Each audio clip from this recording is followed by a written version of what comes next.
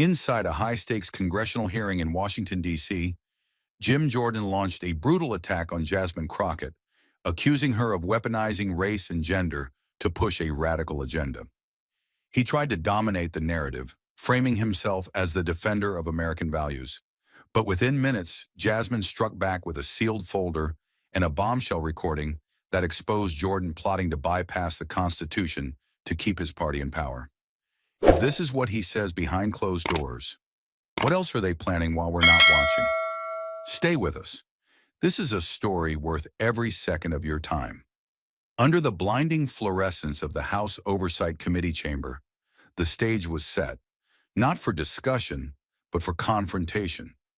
Rows of cameras blinked red like watchful eyes as the name placards were straightened, microphones tested, and tensions wound tight as piano wire. At the center, Jim Jordan presided like a wartime general, his rolled-up sleeves revealing forearms taut with aggression. He wasn't here to listen. He was here to dominate. This wasn't just any hearing. It was a political spectacle masked as policy debate. A review of the controversial Freedom of Assembly and Expression Accountability Act.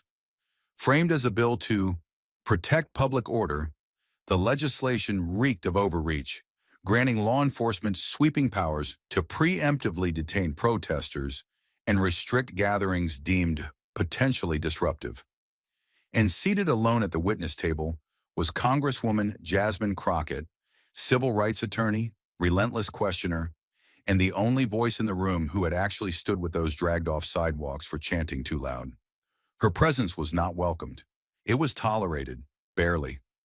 Outside, protesters' chants echoed faintly through the marble corridors, but inside, silence reigned like a judge's gavel. Jasmine sat upright, hands folded, expression unreadable. But her stillness was not submission. It was calculation. Every corner of this room had been engineered to favor Jordan's narrative. Screens cued to roll violent protest footage, sympathetic law enforcement officials in the audience, and Republican allies stacked like chess pieces behind him. But what they hadn't planned for was Jasmine's resilience sharpened by courtrooms and cracked sidewalks, by the stories of single mothers jailed for curfews and students beaten for holding signs. She wasn't intimidated. She had come not to speak politely, but to testify forcefully against a bill that threatened to turn civil disobedience into felony theater. To her left, a junior staffer whispered to a reporter, "She's outnumbered." Maybe, but as Jasmine glanced at the microphone, her stare didn't show fear. It showed fire.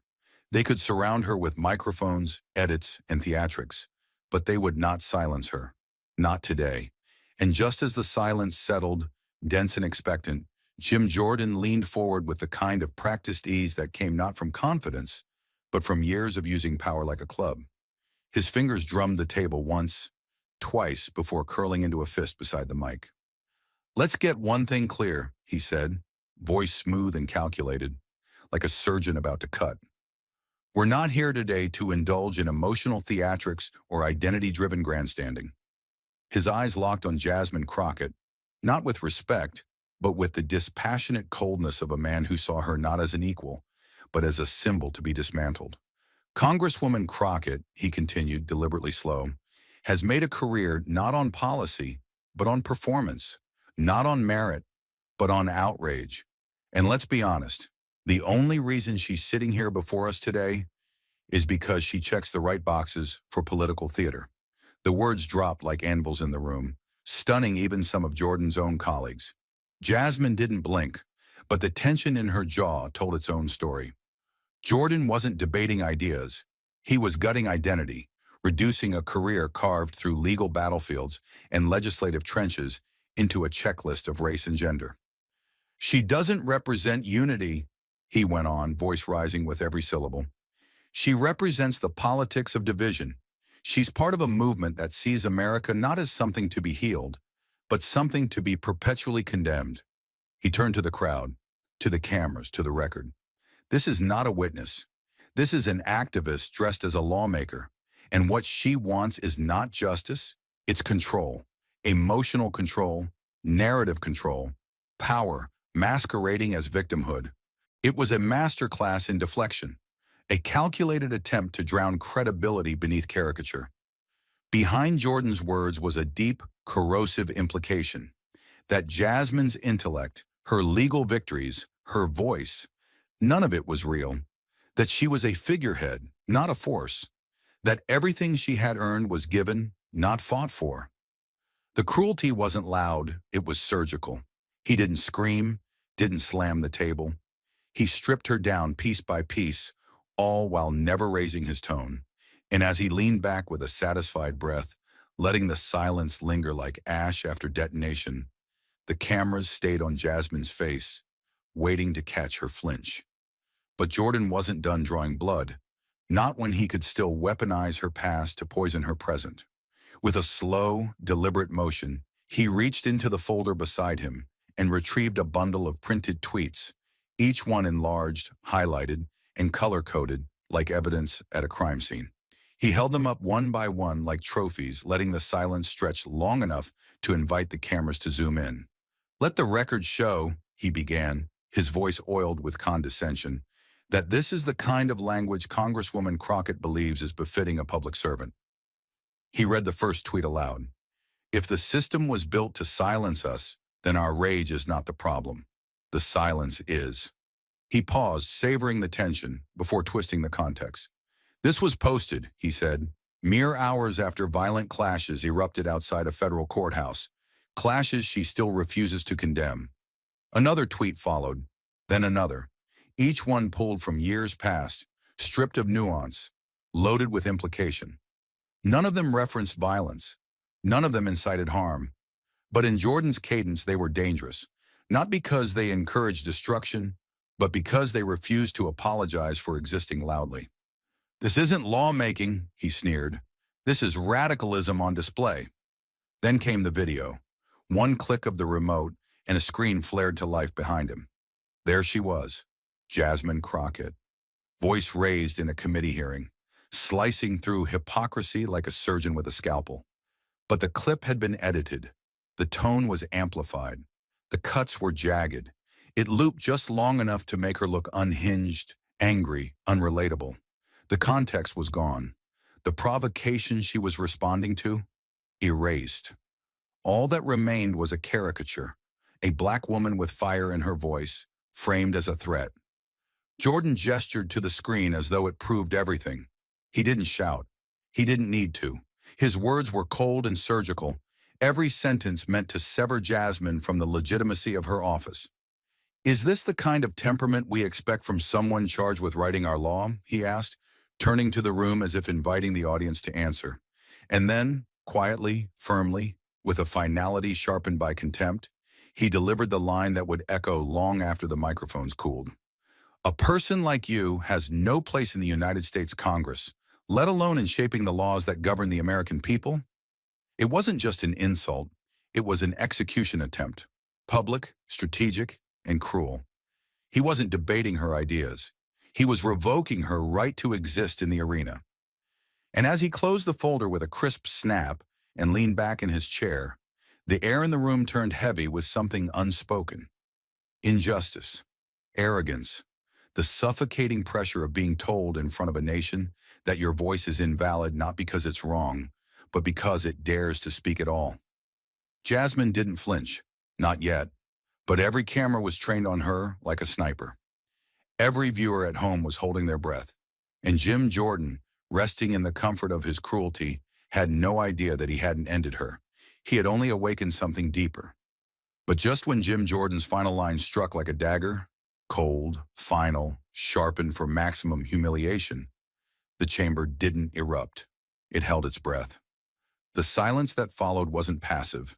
It was pregnant with electricity, the kind of stillness that lives just before lightning strikes.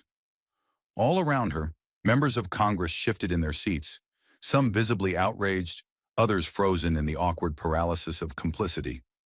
A Republican aide whispered something urgently to her boss, while across the aisle, two Democratic lawmakers looked at Jasmine with clenched jaws, barely containing their fury. One even slammed a pen to the desk. But Jasmine Crockett, she didn't blink. Her shoulders remained squared, her chin high, her eyes unwavering. locked not in defiance but in discipline. It wasn't pride, it wasn't restraint, it was focus, lethal and exact. She had heard this kind of dismissal before, from judges who mistook confidence for aggression, from colleagues who mistook silence for weakness. She knew what this was, not just an attack on her politics, but a public attempt to delegitimize her entire existence. And still, she sat. The cameras noticed. Their lenses began to shift, subtly but deliberately, honing in on her face. They sought emotion, a twitch, a flinch, a flash of wounded ego. They found none. Instead, they captured something far more dangerous, serenity beneath pressure. It was the calm of someone who had stood before injustice too many times to be shaken by it now. And then, without reaching for notes, without raising her voice, Jasmine slowly leaned toward the microphone. The room, already hushed, seemed to contract with anticipation. Her voice, when it came, was low and clean, each word falling like a blade drawn slow and straight from its sheath. "Then perhaps, Mr. Jordan," she said, her tone steady as stone, "you should listen to yourself when the cameras aren't rolling." The words didn't need volume. They didn't need drama. They hit like a detonation in slow motion. Across the room, brows lifted, jaws tensed. Somewhere in the press box, a reporter's pen froze mid-word. Because in just 14 words, Jasmine Crockett hadn't just responded, she had indicted. Not his policy, not his rhetoric, but the man behind the curtain, the one who believed his power made him untouchable in private. And now the silence wasn't Jordan's to command, it was hers. The silence in the hearing room had taken on a new weight. Not the silence of shock, but of anticipation. It pulsed through the chamber like static before a storm, taut and humming with unspoken questions. All eyes were still fixed on Jasmine Crockett, and now instead of withering beneath the insult Jim Jordan had hurled moments earlier, she reached down, calmly, deliberately, and unlatched the brass clasps on her briefcase with a finality that sounded like the cocking of a gun. The room held its breath. Jordan leaned forward slightly, perhaps out of reflex, perhaps sensing something dangerous was about to be unleashed. Jasmine pulled out a thick, dark gray folder stamped in bold crimson ink. Confidential, unreleased testimony. There was nothing theatrical in her movement. She didn't flash the folder like a stunt. She simply laid it on the desk, squared its corners, and looked directly at the committee chair. Her voice was even, judicial in tone, cold as iron but composed. "Mr. Chairman, with your permission, I'd like to enter a supplemental exhibit into today's record," she said. "It contains audio material from a closed-door meeting relevant to the committee's oversight function, specifically the authenticity of legislative intent behind the Freedom of Assembly and Expression Accountability Act." The chair, momentarily unsure, exchanged glances with legal counsel.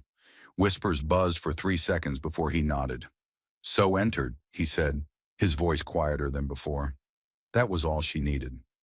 She opened the folder, revealing a set of annotated transcripts clipped together with legal seals. On top was a flash drive. She removed it, handed it to a technician, and waited. A low chime confirmed the file had been queued. Then Jasmine leaned slightly into her mic and said only this: "What you're about to hear is a conversation recorded during a private strategy session held at the Washington Regency Hotel 6 weeks ago. The speaker is Congressman Jim Jordan." A click, a hiss, then clarity. Jordan's voice filled the chamber, not the carefully groomed voice of a public servant speaking into a camera, but the stripped, raw voice of a man behind closed doors, where strategy replaced sincerity. "Let's stop pretending here," the voice said, casual and cutting. "I don't care if this bill is unconstitutional. That's not the point. The point is, does it help us keep control?" The gasp that rose from the room wasn't theatrical. It was involuntary. It was the sound of something sacred being broken in real time. "Sure, the legal team flagged a bunch of issues," Jordan's voice continued, "but voters don't read court opinions. They don't care about legal analysis. They just want to hear we're taking a stand." Cameras zoomed in on Jordan. His face, moments ago smug and composed, had gone still. Not the stillness of confidence, but of calculation. He wasn't reacting. He was assessing, weighing damage, The recording went on. We had some constitutional scholars look it over. They gave us red flags, due process, First Amendment, all of it. I told them, thanks, but we're not writing this bill for law professors. We're writing it for headlines. That's what wins elections. Someone in the audience audibly muttered, Jesus Christ. Another reporter dropped a pen. But Jasmine sat unmoved. Not because it wasn't shocking, but because she had known this truth long before the audio gave it form. She had felt it in the laws rushed through midnight sessions, in the way peaceful protesters were corralled like criminals, in how voices like hers were constantly dismissed as disruptive rather than democratic. The recording wasn't a surprise, it was a confession, and now it was undeniable. Jordan's voice returned, laughing again. People think this bill is about keeping people safe. It's not. It's about making the other side look like the enemy. If it doesn't survive a court challenge, so what? We've already won the message war by then. That was the kill shot. Not ideological, not legal. Pure political exploitation, weaponizing fear, media optics, and voter fatigue to pass something he didn't even believe in. Something he was willing to let fall apart as long as it served its purpose. Power. Jasmine reached forward and clicked the audio off herself. No flourish, no final spike, just silence. But this silence wasn't empty. It was radioactive. Across the dais, some of Jordan's allies avoided eye contact. One Republican congresswoman looked visibly disturbed. A few aides were already typing furiously on phones, either texting legal counsel or preparing statements for damage control. The chair shifted in his seat, and still Jasmine hadn't raised her voice. She hadn't called anyone a liar. She didn't need to. She had let Jim Jordan indict himself, with his own voice, his own strategy, and his own contempt for the very people who had elected him. What she had placed on the table wasn't just a folder, it was a mirror. And what America was now seeing in it was the truth. The silence that followed the playback wasn't the kind of silence that fades. It lingered like smoke in a room full of people, suddenly aware they were breathing something toxic. It was no longer just quiet. It was the kind of quiet that suffocates, the kind that changes people. Every seat in the chamber was filled, but no one shifted. No one looked directly at Jasmine Crockett. No one dared to look directly at Jim Jordan. Across the room, a junior Republican congressman leaned back from the dais, eyes cast down, his face frozen in a tight grimace. 2 rows behind him, a GOP aide whispered something urgently into her colleague's ear, her hand covering her mouth like it was a prayer. One of the more moderate Republicans, a woman from Pennsylvania who had once co-sponsored a bipartisan bill with Jasmine, simply folded her arms and looked away, blinking slowly, like someone watching the foundation of a house crack beneath its weight. No one defended him. No one tried. The recording had changed everything, not because it revealed a new truth, but because it proved the ones so many had tried to deny. The mask was gone. The strategy was real. The deception had been spoken aloud, in his own voice, in his own words. But it was the cameras that told the rest of the story. They had stopped scanning the room, stopped looking for reaction shots. Now they were locked in tight, zoomed in mercilessly on Jim Jordan's face. The redness in his cheeks was impossible to miss. It wasn't just embarrassment, it was exposure. His eyes darted once toward the chair, then toward the press gallery, then back down at his notes, as if he might find some escape hatch hidden between bullet points. But there was none. He looked like a man trying not to flinch and failing. His mouth opened slightly just once. But no words came. Not yet, because Jasmine Crockett was still speaking, and she had more to reveal. She didn't raise her voice. She didn't need to. Every syllable she spoke now carried the weight of something irreversible. The room leaned into her like oxygen to flame. She reached once more into her folder, not dramatically, but with the confidence of someone carrying the last piece of a puzzle the entire nation had been staring at. Her fingers closed on a single printed sheet. The paper was white, the ink was black, but its meaning would color the moment permanently. She slid it forward across the desk, tapping it once with her finger. Not to draw attention, but to steady the weight of what was about to come next. "Mr. Chairman," she said, her voice steady but unmistakably sharpened now. In addition to the audio, I'd like to enter into the record a document obtained through legal discovery last week. It's an internal email chain between Congressman Jordan's legislative director and a senior advisor from a political action committee that operates in close coordination with his office. Another murmur rippled through the room. Legal discovery, internal email. The words alone triggered a different kind of alert. The language of liability. Jasmine continued. The message is dated 3 weeks prior to the drafting of the Assembly Accountability Act. It outlines a strategy to neutralize potential opposition during the rollout of the legislation. Specifically, it references this hearing, this committee, and, by name, myself. The room was no longer breathing in rhythm. It was holding its collective breath, trapped in the pause between fact and fallout. Jasmine lifted the sheet, held it up, and read it aloud, slowly, clearly, letting every word land like a blade on marble. Crockett is smart, scary smart, she quoted. If we don't kneecap her early, she'll become another AOC, but worse, more dangerous. She's got credibility. She's got receipts. And if she gains momentum, she'll own the narrative before we can control it. A beat, not a sound. Then another line. Get ahead of her. Undermine her qualifications. Hit her on style, not substance. Paint her as divisive before she gets a chance to unify. This wasn't political strategy. It was character assassination by blueprint. Crockett lowered the page. Her expression didn't change. It didn't have to. The room responded for her. A reporter in the press gallery dropped her pen. A Capitol staffer gasped audibly before catching himself.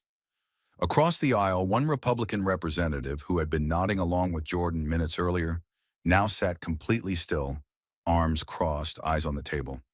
And Jordan, he didn't say a word. He couldn't.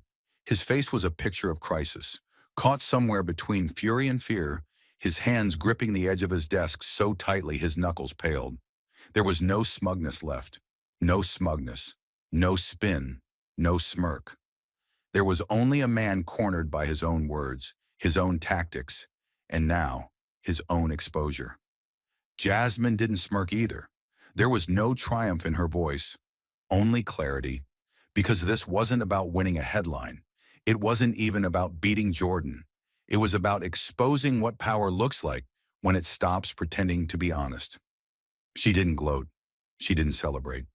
She simply sat back in her chair, composed, unshaken, and ready for whatever came next. But for now, the room remained locked in a silence louder than any shout, as if the truth itself had taken the floor and refused to yield it. The silence that followed the email reading wasn't just stunned, it was moral, haunted, the kind of silence that makes people rethink what side of history they're sitting on. Eyes drifted away from Jordan now, not in allegiance, but in discomfort. Even the cameras hesitated, unsure whether to stay on the crumbling facade of power or turn to the woman who had just peeled it back with surgical grace. But Jasmine Crockett didn't seize the moment with fury or fire. She didn't need to shout. She didn't need to humiliate. Her restraint was the thunder. She waited until the air had settled like dust after demolition, then leaned forward, her hands folded neatly before her. Not like a witness, but like a woman who had waited her whole life to speak this truth in a room that never wanted to hear it. Her voice didn't waver. It didn't rise. It came low, steady, unwavering. The voice of someone who has lived too much to posture and lost too much to pretend. I'm not here to play power games, she said, eyes locked on Jordan, but her words reaching far beyond him. I'm not here to build a brand or to win a headline or to score political points.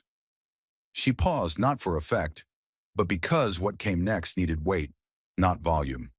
I'm here because there are people in this country who've never been handed a microphone, who've marched, begged, suffered, and still go unheard.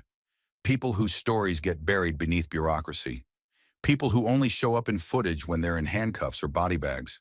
The words landed not as accusations, but as invocations. And if I have a platform, if I have this seat, it's not to shout over others. It's to open the damn door and let the voices that built this country, but were never invited to shape it, finally be heard. There were no gasps this time, no murmurs, just stillness. Because truth, when spoken without ego, doesn't echo, it roots itself. And just as her voice faded into the stillness, firm yet full of grace, Jasmine Crockett did something no chart, no law book, no viral soundbite could match. She brought a human face into the room. Her gaze drifted downward for a moment, not out of hesitation, but as if summoning a weight she had carried for far too long. When she looked up again, she wasn't just a congresswoman, she was a witness, and the courtroom had just transformed. "His name is Isaiah Miles," she began, her tone quieter now, not to lower the volume, but to raise the stakes. 15 years old, honor student, no prior record, soft-spoken, asthmatic, dreams of becoming a civil engineer, lives in Ward 8 of Washington, D.C., 5 blocks from the very building we're sitting in. No one moved. No one dared to. On October 11th, Isaiah was walking home from school, backpack on, school ID visible, earbuds in. He stopped on 9th and G just outside a peaceful protest organized by a group of veterans calling for housing justice. He wasn't participating.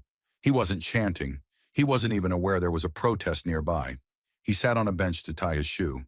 Jasmine's voice remained steady, but each word was carved from lived experience. Within minutes, a police cruiser pulled up. Under the new enforcement provisions written into the Public Order Security Act, co-authored by Congressman Jordan, he was within the 100-foot zone of engagement. That zone allowed law enforcement to detain individuals for proximity to unauthorized assembly if they could not prove they had a separate, legitimate reason to be there. She paused, not dramatically, but like someone trying to choose truth over anger. Isaiah was arrested on the spot. No phone call, no lawyer, no Miranda rights properly read. His mother, Denise Miles, wasn't even told where he was for 14 hours. A collective breath sucked through the room, then held. Jasmine continued, slower now. They held him in a juvenile facility for 2 nights. Concrete bed, no pillow, no access to his inhaler for the first 6 hours. He missed his midterm. When he returned to class 3 days later, his classmates looked at him like he was someone else, because to the system, he was. A deep, pained silence began to spread like a wave through the room. He hasn't spoken in class since. He walks with his hoodie up now. He checks over his shoulder when he sees cruisers. His mother told me he's begun to stutter, a kid who once won a statewide poetry contest. Now Jasmine looked up, not at Jordan, but at everyone. He wasn't throwing rocks. He wasn't shouting slogans. He was tying his shoe. The room was no longer in a hearing. It was in mourning. A rustle from the far left of the chamber caught the attention of several staffers. A Republican congresswoman, middle-aged, blazer trembling slightly, pressed a tissue to her eyes and turned away. She tried to hide it. She couldn't, and she wasn't the only one. Jasmine didn't lean into the moment. She didn't break it with indignation or victory. Her tone lowered. This law, this bill we're debating, isn't theoretical. It's not about controlling chaos. It's about branding it, codifying it, making fear look like order and calling it patriotism. And then softer. But Isaiah's story isn't rare. It's just recorded. Most never are. She let the silence return, this time not as tension, but as a memorial. Not for the dead, for the unheard. And somehow, that was heavier. The hearing room still hadn't recovered from Jasmine Crockett's last words, but the outside world wasn't waiting. Somewhere inside a press pen just off Capitol Hill, a reporter uploaded a 48-second clip. The portion of the hearing where Jordan's own voice, caught on that damning audio, spelled out what millions had long suspected but never heard confirmed. I don't care if it's unconstitutional. What matters is, does it help us keep control?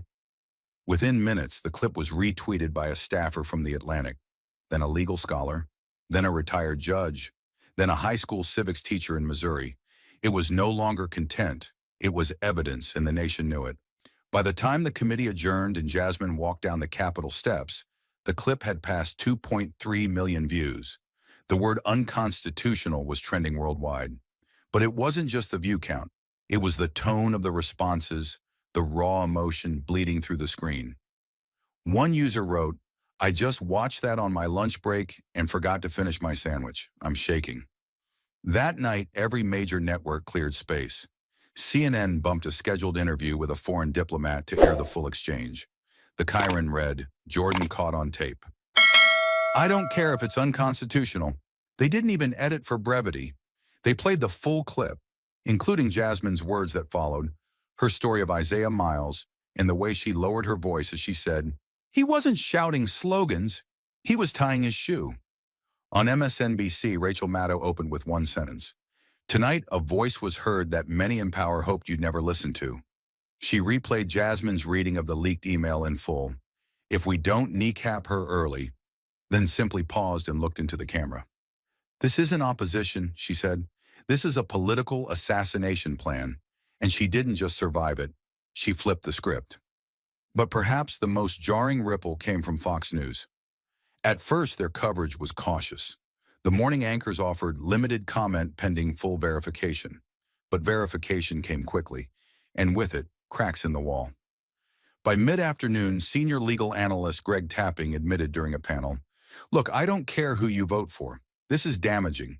This isn't about political theater anymore. This is about constitutional manipulation, and it's on tape. Laura Ingraham, usually one of Jordan's most vocal defenders, remained conspicuously silent. That silence was deafening. Then came the editorial. Within 48 hours of the hearing, the House Committee on Ethics confirmed what insiders already suspected. An internal investigation had been quietly launched. At first, it was limited in scope, focused solely on whether Jordan's private comments about ignoring constitutional legality violated any binding House ethics guidelines. But the problem was, once you start pulling threads, the seams give way faster than anyone expects. And what they found next was not just rhetorical recklessness, but money, patterns, timelines, documents that now, under the spotlight of Crockett's exposure, looked less like coincidence and more like collusion. The whispers began to circulate in think tanks and donor circles. Why had one particular lobbying group, a PAC known for aggressive policing legislation, suddenly increased contributions to Jordan's re-election fund by 400% in the same 3-month window the Freedom of Assembly bill was drafted? Why did travel reimbursements appear that didn't align with his public calendar? And more damning still, why were 3 of the individuals present in the leaked recording also listed as private advisory donors on FEC filings never publicly disclosed before the scandal broke? Suddenly, what had been seen as a brutal political loss on camera was now becoming a cascading series of red flags for compliance attorneys and ethics counsels. One anonymous staffer from within the committee was quoted in The Hill. If this were just about political optics, we could have managed it. But if the money trail connects directly to bill language, we're no longer talking about embarrassment. We're talking about liability. And donors don't like liability. The first to move was the Kessler Foundation, a wealthy, defense-oriented fund that had previously donated over $800,000 across Jordan's last 2 campaign cycles. Their spokesperson issued a terse, 3-sentence release. We are deeply troubled by the recently surfaced recording. While we support public safety, we cannot back any legislator who disregards constitutional protections. Effective immediately, all future financial support for Representative Jordan is suspended. The domino effect was swift and merciless. By the end of the 3rd day, 7 major donors had pulled out, including 2 legacy bundlers from Ohio, whose family names had appeared in Jordan's campaign literature for over a decade. Their statements were brief but sharp. We believed in strong leadership. What we heard on that tape was something else entirely. We fund constitutional conservatives, not opportunists. And perhaps the most striking blow came from within Jordan's own network. The Hamilton Liberty Group, a high-powered consulting firm tied to Jordan's national media push, terminated their contract by a formal letter. The text, later leaked to Politico, included the line, "Your refusal to immediately and directly address the content of the recording has placed our firm in untenable reputational jeopardy." Even Wall Street took notice. 2 finance PACs based in Manhattan issued joint statements calling for comprehensive review of donation procedures and transparency policies. Statements that, just 1 week prior, would have been unthinkable for a Republican figure as untouchable as Jordan. But the real blow came not in the form of money, But in silence, Jordan's public allies began vanishing. Regular guests who once defended him on television were suddenly unavailable for comment. The chairman of the Ohio GOP, who had once campaigned side by side with Jordan during tight elections, released a lukewarm message. "We trust Congressman Jordan to address these allegations thoroughly and swiftly. No defense, no denial, just distance." And Jasmine Crockett, she didn't celebrate. She issued no press statements about the investigation. She posted no tweets mocking the fallout. Because this wasn't about vengeance. It was about accountability. It was about proving, through discipline and precision, that the truth has a pulse, and when it speaks, even the most powerful have to listen. Back in Washington, committee members were already discussing the implications behind closed doors. If the financial ties were proven to influence legislation, especially legislation targeting constitutional rights, it wouldn't just be an ethics violation, it could be criminal. At one point, a senior legislative aide reportedly remarked, "This isn't just about losing donors. It's about opening a door we may not be able to close." Jordan, once seen as a kingmaker in conservative circles, was now a liability. A man whose face had once guaranteed airtime, now quietly edited out of strategy decks. Within 48 hours of the hearing, the House Committee on Ethics confirmed what insiders already suspected. An internal investigation had been quietly launched. At first, it was limited in scope, focused solely on whether Jordan's private comments about ignoring constitutional legality violated any binding House ethics guidelines. But the problem was, once you start pulling threads, the seams give way faster than anyone expects. And what they found next was not just rhetorical recklessness, but money, patterns, timelines, documents that now, under the spotlight of Crockett's exposure, looked less like coincidence and more like collusion. The whispers began to circulate in think tanks and donor circles. Why had one particular lobbying group, a PAC known for aggressive policing legislation, suddenly increased contributions to Jordan's re-election fund by 400% in the same 3-month window the Freedom of Assembly bill was drafted? Why did travel reimbursements appear that didn't align with his public calendar? And more damning still, why were 3 of the individuals present in the leaked recording also listed as private advisory donors on FEC filings never publicly disclosed before the scandal broke? Suddenly, what had been seen as a brutal political loss on camera was now becoming a cascading series of red flags for compliance attorneys and ethics counsels. One anonymous staffer from within the committee was quoted in The Hill. "If this were just about political optics, we could have managed it. But if the money trail connects directly to bill language, we're no longer talking about embarrassment. We're talking about liability. And donors don't like liability." The first to move was the Kessler Foundation, a wealthy, defense-oriented fund that had previously donated over $800,000 across Jordan's last 2 campaign cycles. Their spokesperson issued a terse, 3-sentence release. "We are deeply troubled by the recently surfaced recording.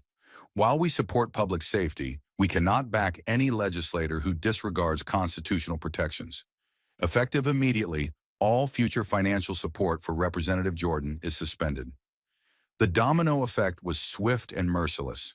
By the end of the 3rd day, 7 major donors had pulled out, including 2 legacy bundlers from Ohio, whose family names had appeared in Jordan's campaign literature for over a decade. Their statements were brief but sharp. "We believed in strong leadership. What we heard on that tape was something else entirely. We fund constitutional conservatives, not opportunists." And perhaps the most striking blow came from within Jordan's own network. The Hamilton Liberty Group, a high-powered consulting firm tied to Jordan's national media push, terminated their contract via formal letter. The text, later leaked to Politico, included the line, "Your refusal to immediately and directly address the content of the recording has placed our firm in untenable reputational jeopardy." Even Wall Street took notice. 2 finance PACs based in Manhattan issued joint statements calling for comprehensive review of donation procedures and transparency policies. Statements that, just 1 week prior, would have been unthinkable for a Republican figure as untouchable as Jordan. But the real blow came not in the form of money, but in silence. Jordan's public allies began vanishing. Regular guests who once defended him on television were suddenly unavailable for comment. The chairman of the Ohio GOP, who had once campaigned side by side with Jordan during tight elections, released a lukewarm message. "We trust Congressman Jordan to address these allegations thoroughly and swiftly. No defense, no denial, just distance." And Jasmine Crockett, she didn't celebrate. She issued no press statements about the investigation. She posted no tweets mocking the fallout. Because this wasn't about vengeance. It was about accountability. It was about proving, through discipline and precision, that the truth has a pulse, and when it speaks, even the most powerful have to listen. Back in Washington, committee members were already discussing the implications behind closed doors. If the financial ties were proven to influence legislation, especially legislation targeting constitutional rights, it wouldn't just be an ethics violation, it could be criminal. At one point, a senior legislative aide reportedly remarked, "This isn't just about losing donors. It's about opening a door we may not be able to close." Jordan, once seen as a kingmaker in conservative circles, was now a liability. A man whose face had once guaranteed airtime, now quietly edited out of strategy decks. And yet, through it all, Jasmine remained quiet, steady, focused, because she knew how the system worked. She had walked through it as a lawyer. She had bled through it as a black woman. And now she was reshaping it, not with rage, but with receipts. Not with slogans, but with facts too sharp to ignore. And the system, for the first time in a long time, was finally flinching. And as donor support evaporated and internal investigations deepened, the next domino to fall came not in dollars, but in silence and absence. For a man once hailed as a lion of the conservative lecture circuit, Jim Jordan's retreat was louder than any statement. In just 72 hours, his scheduled speaking engagements at 5 major conservative universities, including Liberty, Hillsdale, and Regent, were abruptly canceled. No press releases, no substitutions. Just a string of terse confirmations from university event coordinators, each echoing the same vague phrasing. Due to unforeseen scheduling changes, Representative Jordan will no longer be appearing. But everyone knew the real reason. The campuses didn't want protests. The sponsors didn't want liability. And Jordan, once met with standing ovations and adoring student journalists, now carried baggage too heavy to roll into auditoriums, lit with patriotic spotlights and applause. One internal memo leaked from the Student Affairs Office at a Texas university read, "Given the volatility of current media coverage, we believe his appearance could compromise the educational integrity of our civic programming."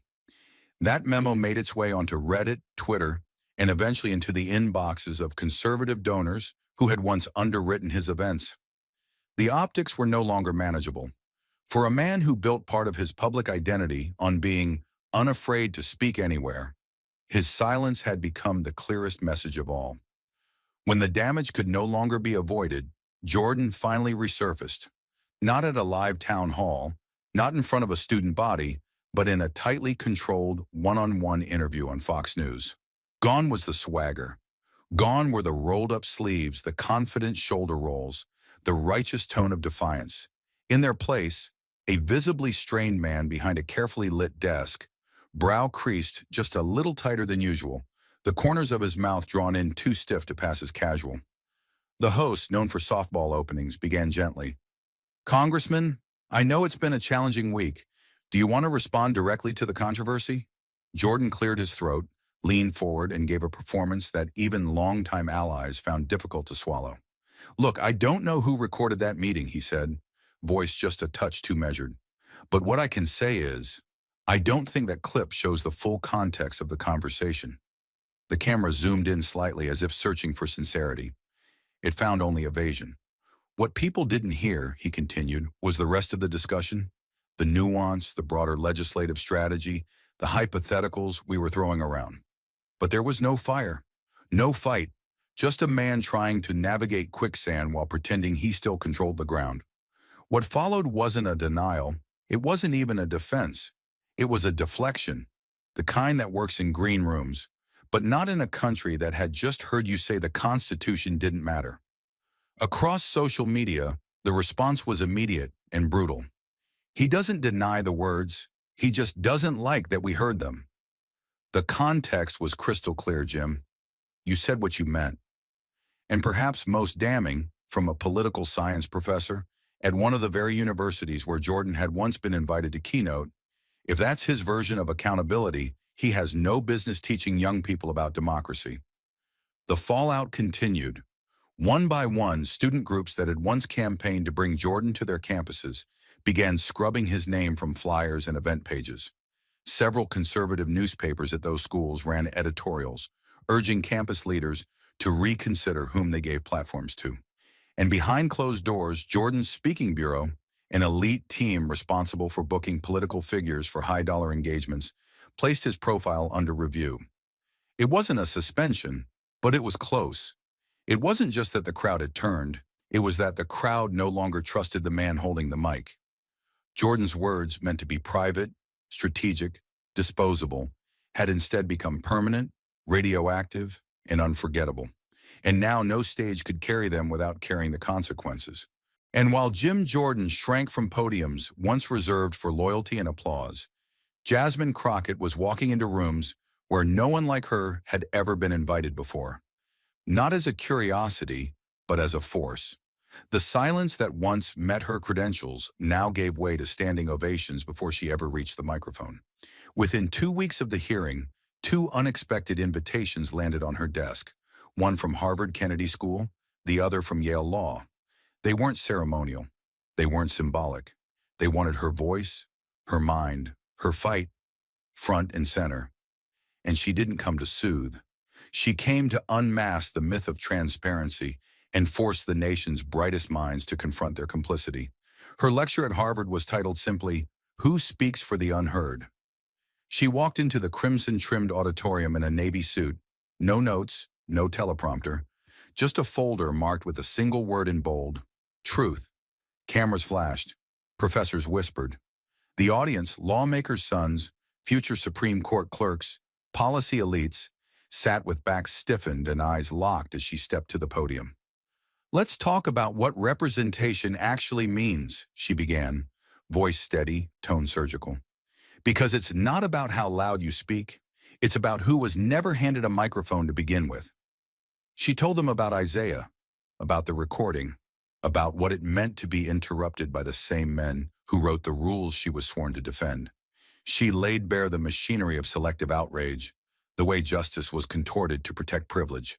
Then she paused, looked out at a crowd used to rehearsed brilliance, and told them something raw enough to cut through the marble insulation of Ivy League comfort. "I'm not here to make you feel better about democracy. I'm here to remind you that democracy doesn't survive without people willing to bleed for its truth." By the time she stepped down, half the auditorium was on its feet. The other half was too stunned to rise. That clip, just under 8 minutes long, became the most shared political video of the year. It crossed party lines, got embedded in APUS government syllabi, was dissected by debate coaches in military academies. It aired on Good Morning America and The Late Show. The hashtags exploded. Shush Crockett Unfiltered, Josh Voice for the Unheard, Shush Mic Drop at Harvard. Even conservative columnists begrudgingly admitted it. She's not here for applause, she's here for a reckoning. What followed wasn't just attention, it was a groundswell. Her office, already under strain from increased press inquiries, reported the single largest surge in grassroots donations since her election. But it wasn't just blue districts. It wasn't just California or New York. Contributions were pouring in from places no one had predicted. Rural Mississippi, suburban Kansas, deep red counties in Arizona, where no Democrat had won in 2 decades. Some donors left notes with their $10 checks. "I'm a Republican, but truth is truth. Never heard of you before this week. Now I can't stop watching."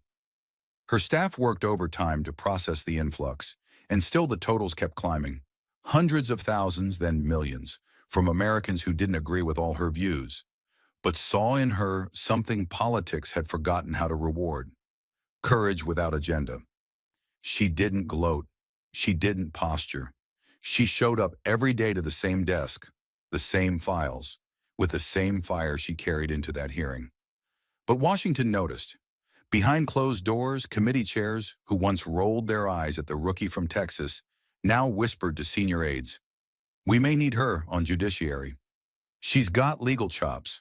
And after this week, the moral weight too." And then, one quiet afternoon, while reviewing constituent letters in her office, her chief of staff entered the room with a look that said the ground was about to shift again. He handed her a sealed envelope. The seal read, "Office of the Speaker." Inside, a letter, short, formal, unsigned but unmistakable in tone, invited her to discuss potential appointment to the House Judiciary Committee. It was an offer not handed out lightly. It meant access, influence, the power to shape the very structures she had once been forced to push against. She didn't jump up. She didn't cry. She just stared at the letter for a long moment, then quietly folded it, placed it back in the envelope, and set it on her desk like a fuse she wasn't quite ready to light. Outside, the country roared with opinion. Inside, she was already thinking 2 moves ahead, not about what this meant for her, but what it meant for every voice still trembling outside hearing rooms, hoping someone would one day speak their name. Because the fight was never about taking power for herself. It was about proving that truth, when spoken without fear, is the most powerful gavel in the room. And just when the headlines began to cool and the camera started pointing elsewhere, Jasmine Crockett reemerged, not on a campaign stage, not behind a committee nameplate, but in the living rooms of 16 million Americans, seated across from 60 Minutes correspondent Anderson Reese, under the soft lights of legacy journalism's last unshakable cathedral. The room was quiet, intimate, sleek. But the stakes, they hadn't shrunk with time. They'd only grown sharper. 6 months had passed since that hearing. 6 months since a voice broke through political theater and forced the nation to ask who it was really listening to. And now, in this studio carved from decades of hard questions, the one asking wasn't Jim Jordan. It was the country. And Jasmine Crockett was ready to answer. Not with vengeance, not with spin, but with a clarity that hit like steel wrapped in velvet. Anderson's voice was low, deliberate. "Congresswoman Crockett, when you look back at that moment, when you exposed not just a quote, but a political culture, what was driving you?" She didn't blink, didn't smile.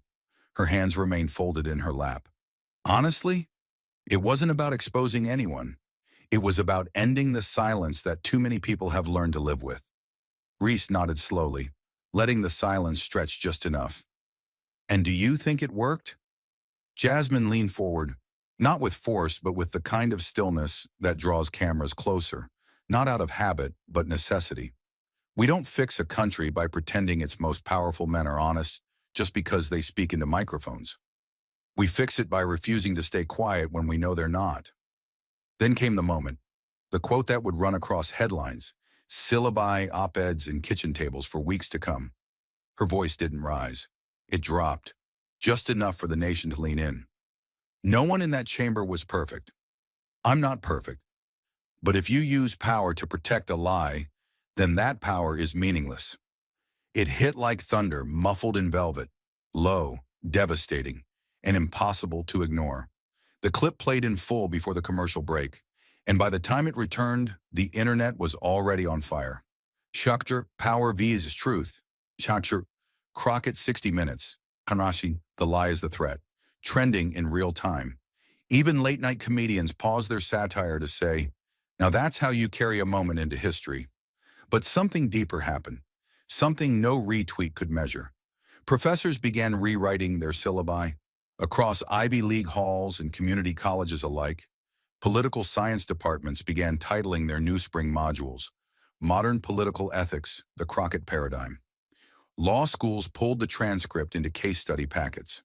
Georgetown redesigned a full seminar, "When Truth is Weaponized, Rhetoric, Risk, and Reform in the Crockett Hearings."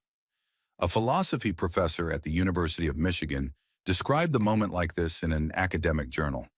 What Crockett did was not just challenge a colleague. She redefined the ethical line between governance and manipulation. She made courage legible. And students didn't just study it, they felt it.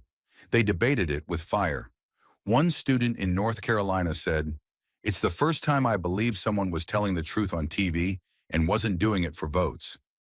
Institutions long allergic to moral clarity now had to wrestle with it, because Jasmine Crockett hadn't offered them theory, she had offered them proof, paid for in political risk and rhetorical precision. And outside academia, the effect was no less seismic. Former prosecutors, civic activists, even international observers began citing the 60 Minutes interview as a case study in how institutional courage is forged, not in private, but under fire. A BBC panel labeled her, quote, the most important televised political statement from an American official since the Watergate era. And when an Australian journalist asked her during a follow-up why she didn't flinch, Jasmine simply said, because flinching is a luxury too many of us were never raised to afford. Back in D.C., the ripple effect reached the halls she walked daily. Staffers from both parties began passing her in the hallway with a nod, not out of fear, but out of respect. The kind that isn't earned in a news cycle, the kind that echoes. And speaker after speaker now had to consider what she represented, not just to her constituents, but to the new generation of lawmakers watching her example like a compass pointing north through the static. And in private offices, behind oak doors once closed to her, they whispered about her future, not as a disruptor, but as a shaper of law.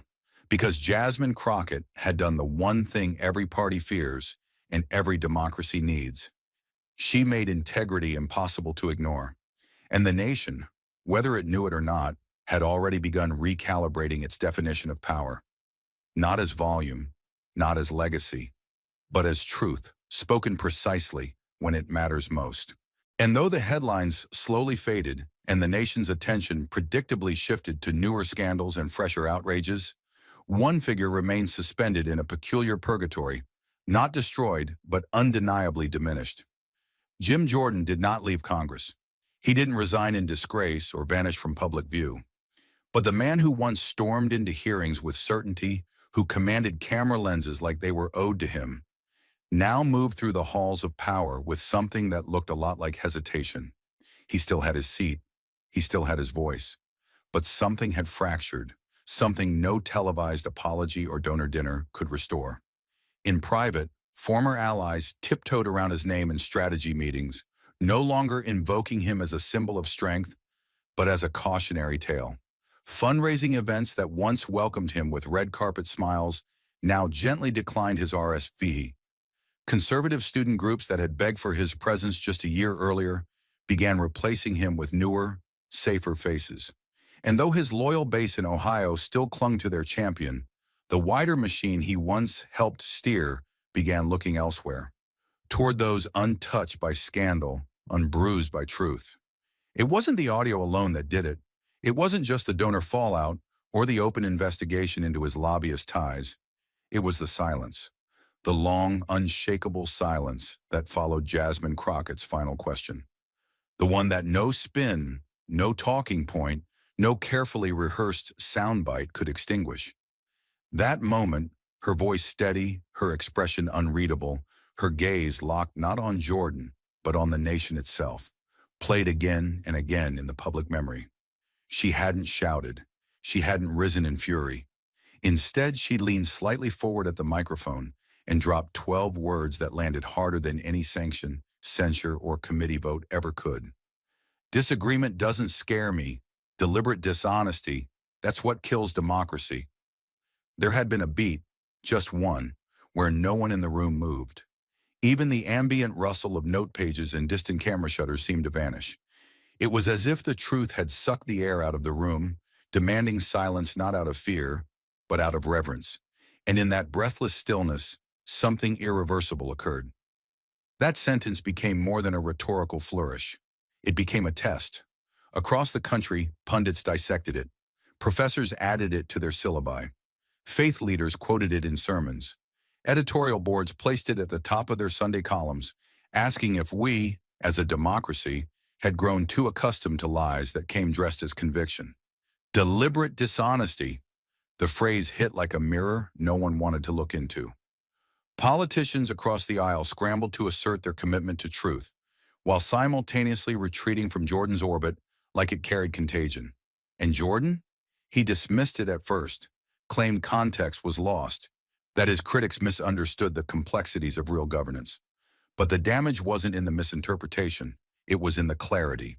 Because what Jasmine had said required no decoding, it was crystalline, undeniable, and it became the one question his colleagues, donors, and even supporters began to quietly ask themselves. Was he still defending principles or protecting power at any cost? He continued to vote. He continued to speak. But every time he rose to object or defend, his words landed a little flatter, a little hollower. And somewhere deep within the architecture of Capitol Hill, where reputations are etched not just in sound bites but in silence, Jim Jordan's name began to echo differently. No longer the hammer, no longer the standard bearer. He was the man who never answered Jasmine Crockett's question, and in the years that followed, that question outlived every headline. It carved its way into textbooks, into courtrooms, into family dinner debates. It stood not as a condemnation, but as a reminder that truth, when spoken plainly and without fear, becomes something greater than rhetoric. It becomes legacy. And that, above all else, was what Jim Jordan could no longer control. And in the uneasy quiet that followed Jim Jordan's fall from grace, not with a bang, but with a long, agonizing fade, what remained wasn't scandal or vengeance or even political realignment. It was something quieter, something harder to measure, but impossible to ignore. A moral reckoning, because for once in a chamber built to reward noise, someone had chosen to speak softly and still changed everything. The lesson wasn't about who won. It wasn't about viral moments or cable news cycles. It was about the cost of silence and the power of standing firm when every institutional instinct tells you to sit down. Jasmine Crockett didn't confront Jordan because it was easy, or popular, or politically convenient. She did it because a lie, left unchecked, doesn't just stain policy, it poisons trust. And without trust, democracy doesn't just wobble, it collapses from within. That was the human truth that rang loudest when the cameras stopped rolling. Power does not equal integrity. And for those who mistake authority for moral license, Jasmine's actions drew a sharp line in the sand. Because integrity isn't the absence of conflict. It's the choice to face conflict without sacrificing your principles. And in a system addicted to performance, she gave the country something it had forgotten it needed: accountability without theatrics, courage without cruelty. The real lesson wasn't about Jim Jordan. It was about everyone watching. It was about the aides too scared to speak up when something felt off, about the college student told to wait their turn, about the community activist buried under bureaucratic stonewalls. It was about reminding them that truth doesn't need permission to exist. It only needs someone brave enough to give it a microphone.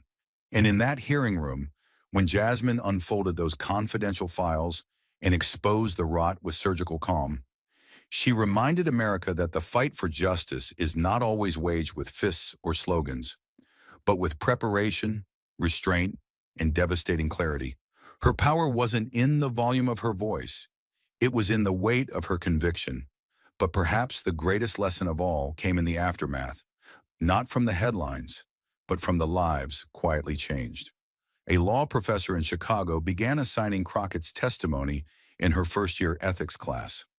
A high school girl in Mississippi wrote a scholarship essay titled "Not Afraid of the Truth" after watching the hearing with her grandmother. A former Capitol staffer who had quit after years of witnessing backroom manipulation finally returned to public service because Jasmine had made him believe it was still possible to serve with honor. And for Jasmine herself, the lesson was more personal. She had walked into that room prepared to face slander, to be talked over, underestimated, and dissected on live television. What she hadn't expected was to come out of it having redefined what moral leadership looks like in a world drowning in performance. She didn't change the system in one day, but she cracked something open. She reminded people that when the truth is buried under spin, sometimes the most radical act is to say something plainly and mean it. And so the story ended not with applause, but with understanding, not with revenge, but with resonance. Because what Jasmine Crockett gave the country wasn't just a moment of clarity, it was a challenge, a call to reject the seduction of easy lies and demand more from those who lead. And perhaps that is how democracy is saved, Not in grand gestures or sweeping reform, but in a single moment when one voice says, without flinching, I will not lie to protect your power. That voice, quiet but unwavering, now echoes far beyond the hearing room. It echoes in classrooms, in courtrooms, in coffee shops, in campaign offices. And it asks again and again, if disagreement doesn't scare us, then why should the truth? Thank you for watching until this moment and for standing with us on this journey for justice. Your support means everything. Like, subscribe, and turn on notifications so you never miss what's next. And we'd love to hear your thoughts. Leave a comment below and let us know what moved you most in this story. Together, our voices make a difference.